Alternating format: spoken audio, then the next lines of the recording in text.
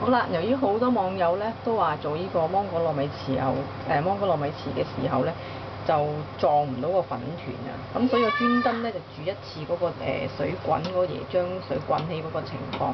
咁而家你見到啦，嗰度煮到好滾啊，出晒煙啦。咁入邊咧就有椰漿啦、水啦同埋糖，咁啊煮到佢滾為止咯。咁我就已經預先煮滾咗咧，就再錄影俾你睇嘅。咁而家等一等先嚇，我再移一移個鏡頭，等你睇一睇嗰個撞落去嗰個情況係點啦。咁你見到要滾起咗啦，咁我呢度就已經有啲粉漿係撈埋咗一齊嘅。咁而家咧你見到好滾，咁啊撞落去。撞咗個即時咧，你會見到咧就已經係咁嘅樣啦，快手啲攪佢。要搞到佢變咗粉團咧，到你間蒸嘅時候咧，你先至容易快脆蒸得熟。如果唔係咧，我諗你蒸成1個鐘頭啲粉，即係好瀨氣添，唔好意思啊。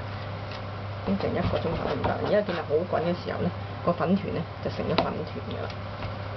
如果你做唔到呢個效果咧，都唔係唔得，就蒸極都蒸到好辛苦都唔得。呢一碟咧，我預先已搽咗油㗎啦。咁搽油嘅原因咧，就因為你糯米比較黏咧，如果唔搽定油咧，你依間想成團拎起咧比較難啲咯。唔好諗住嗰個火細火就已經得，其實一定要好大火。嗱，咁其實我都叫做 OK 㗎啦。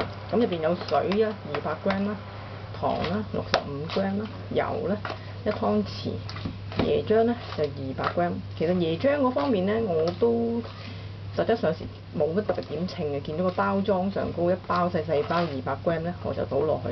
咁但其實稱個份量嚟講，都可能爭10克到嘅啫，呢個唔係大問題。嗱，咁啊已經 OK 㗎啦。咁然之後將佢就滑落去啦。咁你要見到咧，下底話啲粉都唔勻，你咪再撳一撳佢都冇所謂嘅。因為最重要嘅問題咧，就係撈勻咗佢，就等佢最尾蒸嗰時容易蒸。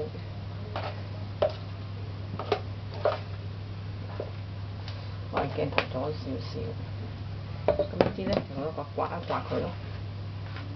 因為比較黏芒糯米糍，所以變咗要慢慢做啦呢 part。嗱，咁啊見到呢啲咧，我就會慢慢再擺落去啦。咁嗰邊已經準備咗煲滾啲水咧，15分鐘到就應該 OK 㗎啦。咁再呢樣應該我會再打得乾淨，咁費事嘥大家時間。嗱，咁已經一團㗎啦，係咪見到佢好粉團咧？如果你做唔到呢個效果咧，蒸出嚟嗰個時間就一定耐㗎啦。OK，咁而家我就攞去蒸，蒸完再話俾你聽啦。